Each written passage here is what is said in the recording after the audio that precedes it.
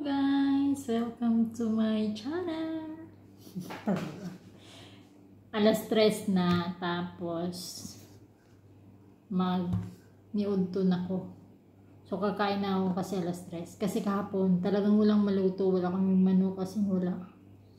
Tapos kagabi pa lang sinabi ko na kay amo na wala tayong manok, walang maluto para bukas. Ang sabi niya is sige, bibili na lang daw sila sa labas. Sabi ko, sige. Tapos, nagpaluto siya para hapunan. So, mamamalingki pa yon. So, meaning to say, wala talagang maluto. So, wala akong pagkain. So, alam nyo ba guys, silang lahat lumabas doon kumain sa labas. Hindi man lang niya naisip na may katulong siya dito na walang makain, walang pagkain. May bigas pero walang ulam. Tapos, yung ref namin, ang laman lang kamatis, cucumber, pipino, tsaka may sibuyas. Pero as in, gutom na gutom ako. May tinapay naman na binili ko, pero syempre kailangan tayong Pinoy, kailangan kain ng kanin. So ginawa ko, nagsaing ako. Ngayon pa lang, last stress na.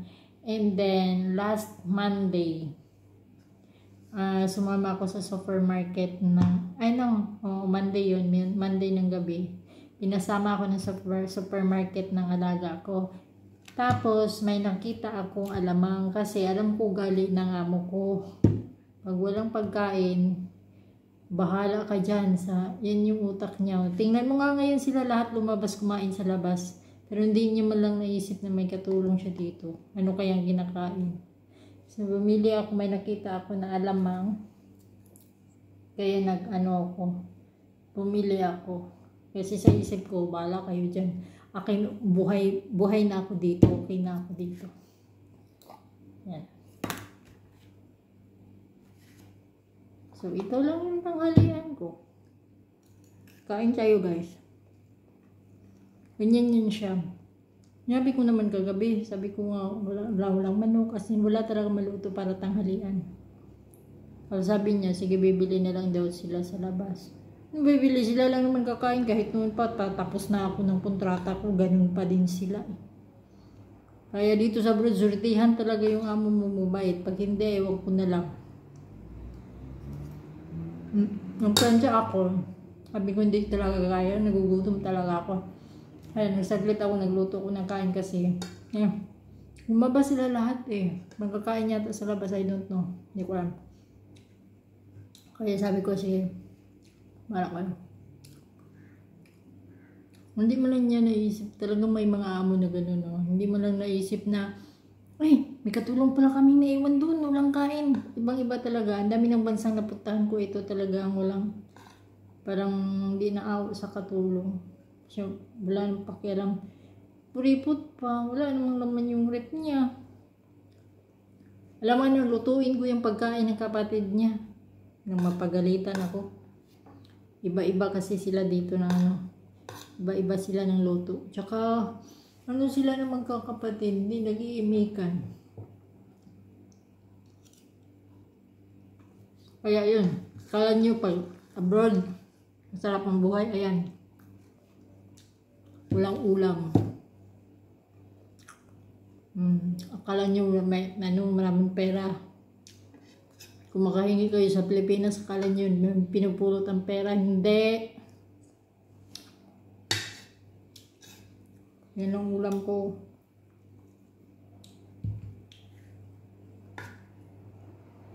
Ganyan yung amo ko. Pag wala ng pagkain dito, gumawa ka ng diskarte mo. Dahil pag-aasa ka sa kanya, hindi yan nagbibigay. Kumakain nga lang yan sila pag hapunan, sa labas. Hindi nga yan ang bibigay kahit alam niyang nasa kabilang kwarto ko sa iron room. Kumakain lang sila lang. Tapos, pag may sakit ka, siyempre, pag umatake yung migraine ko, hindi talaga ako makatrabaho. Hindi, sobrang sakit as in. Kailangan ko ng pahinga.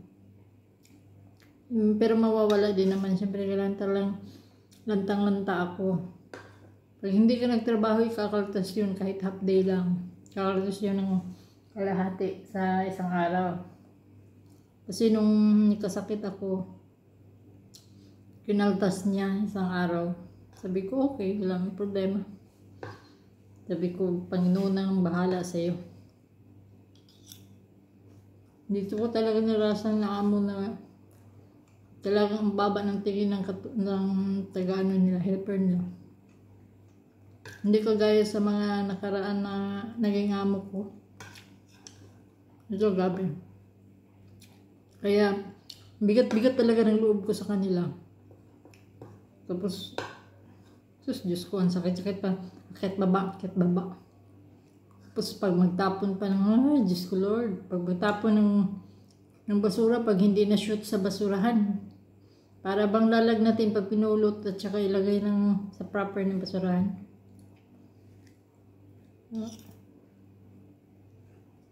Kaya yun sila lahat lumabas, kumain sa labas. Pero alam niya na walang maluto. Ewan ko saan ang utak ng amo ko. Walang. Mag-remind naman ako kagabi na talagang walang maluto. Walang manok. As in. Tapos buti sana ako may gulay-gulay. Wala. O bumili ba? Hindi. Lumakain sila lahat sa labas. Hindi man lang nasabi sama ka or bibilan ng kita. No, wala. Wala.